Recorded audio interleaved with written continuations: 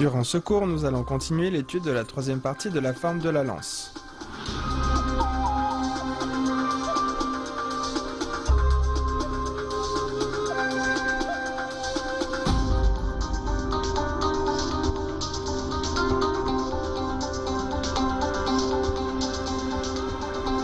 La main doit tenir la lance au plus près de la pointe et on pique vers l'avant.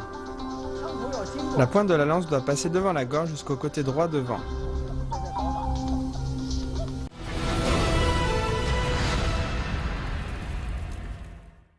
Tirez la lance, tournez le corps et cognez du manche. On tire la lance vers soi, puis on inverse la prise de la main droite sur le manche, on met le poids du corps sur la jambe droite et on fait rapidement traverser la lance devant. Ensuite on avance, puis la main gauche saisit la lance.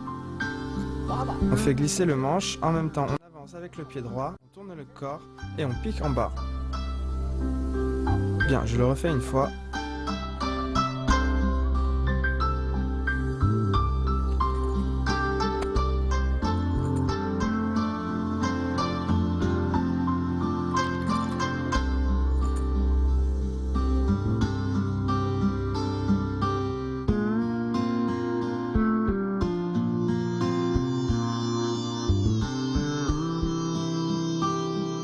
Tournez le corps et cognez du manche.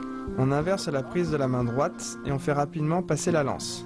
Puis on avance, on tourne le corps et on pique en bas. Attention, la main doit tenir la lance au plus près de la pointe. Et on pique vers l'avant. Bien.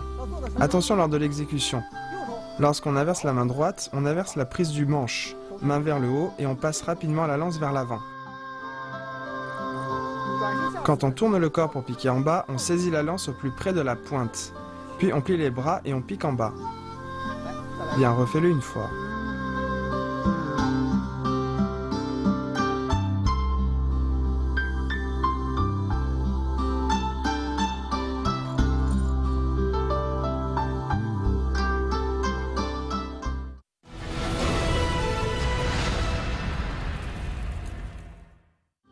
Passez devant la gorge avec la lance. On met le poids du corps sur la jambe gauche et on amène la lance devant. On passe la lance de devant la gorge jusqu'au côté droit devant. En même temps, on inverse la main sur le manche et on passe rapidement la lance devant. Bien, je le montre dans une autre direction, regardez bien. Après être allé en bas, on amène la lance devant, puis on la fait passer devant la gorge et rapidement jusqu'au côté droit à l'avant.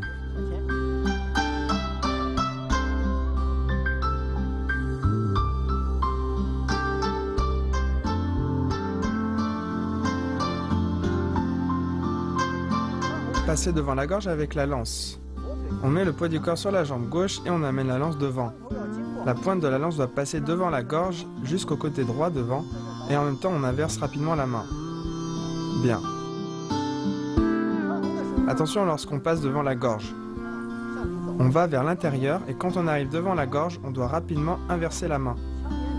Puis on passe la lance à l'avant en ligne droite. Bien, refais-le une fois.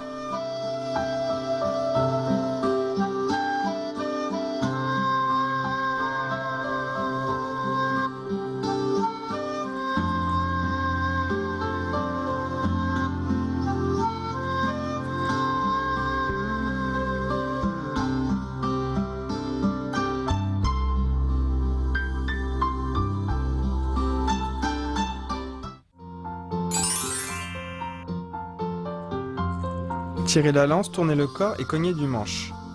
Attention lors de l'exécution, lorsque la main droite inverse la prise de main sur le manche, elle est orientée vers le ciel et on passe rapidement la lance devant. Lorsqu'on tourne le corps pour piquer en bas, il faut tenir la lance juste au-dessus de la pointe, puis on plie le bras gauche et on pique en bas.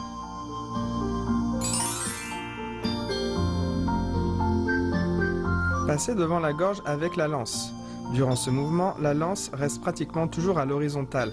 Il faut veiller à bien passer la lance d'un côté à l'autre par le transfert du poids du corps.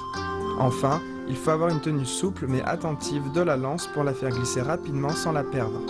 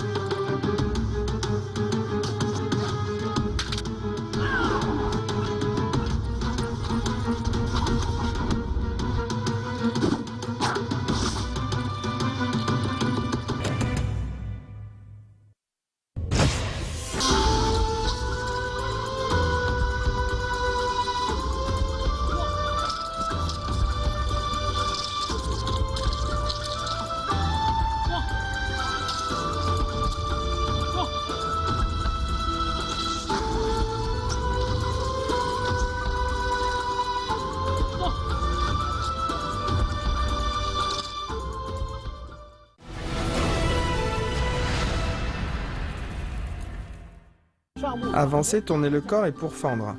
On avance, on brandit la lance au-dessus de la tête et on pourfend vers le bas devant à droite. Je le refais une fois, regardez bien.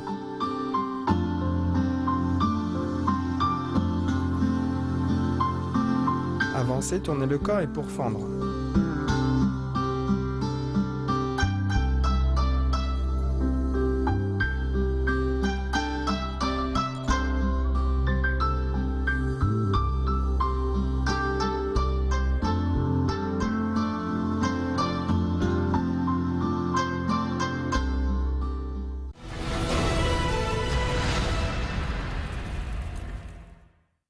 Tirer la lance en position du pas vide.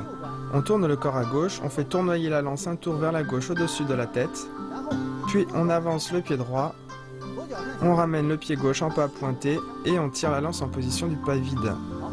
Bien, je le refais une fois, regardez bien. Tournoyer, tirer la lance en position du pas vide.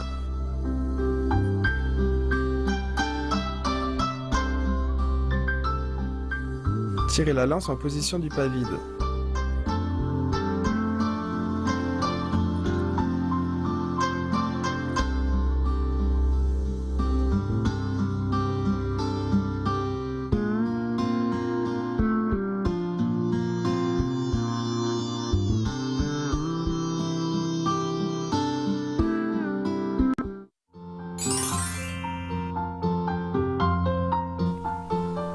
Avancer, tourner le corps et pourfendre. On utilise la force engendrée par le déplacement et la rotation du corps qu'on emmène jusqu'à la lance en pourfendre. Le centre de gravité du corps s'enfonce et descend quand on pourfend.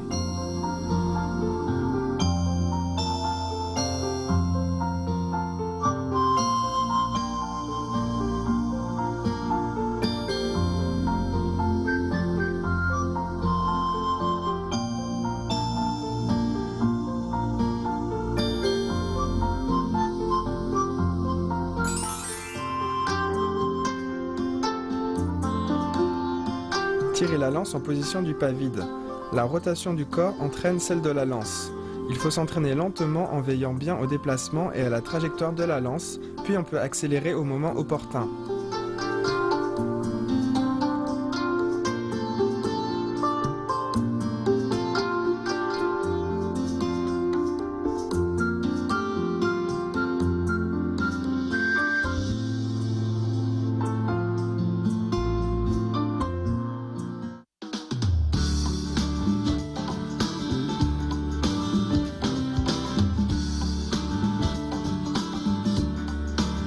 La hampe des lances utilisées dans l'opéra traditionnel chinois est faite de bois de rotin. Ces lances sont généralement embellies pour la scène. On peut également les entourer d'une bande de tissu. Ainsi, elles ne glissent pas lors de leur maniement. La couleur dorée du bâton permet de faire ressortir la distinction sociale de la personne qui manie la lance.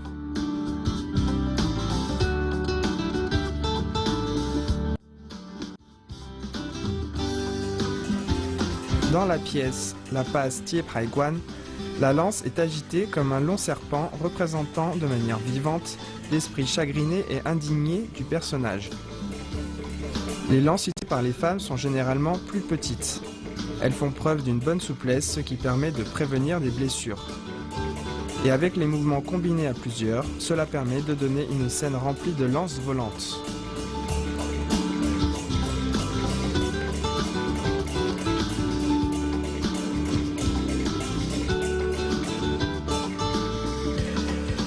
Bref, la lance est une arme très importante sur la scène de l'opéra traditionnel chinois. Le maniement de la lance est une habileté de base à étudier obligatoirement pour les acteurs jouant des rôles de combattants dans le théâtre traditionnel chinois.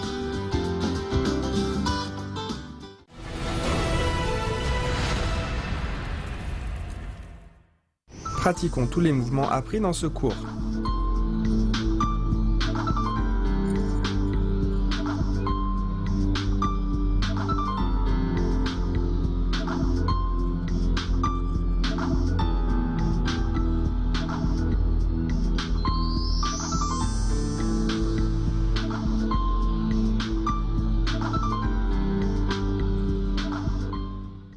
Voici l'ensemble des mouvements des 4 parties de la forme. Au prochain cours, on révisera ensemble les mouvements de la 3e partie. Au revoir.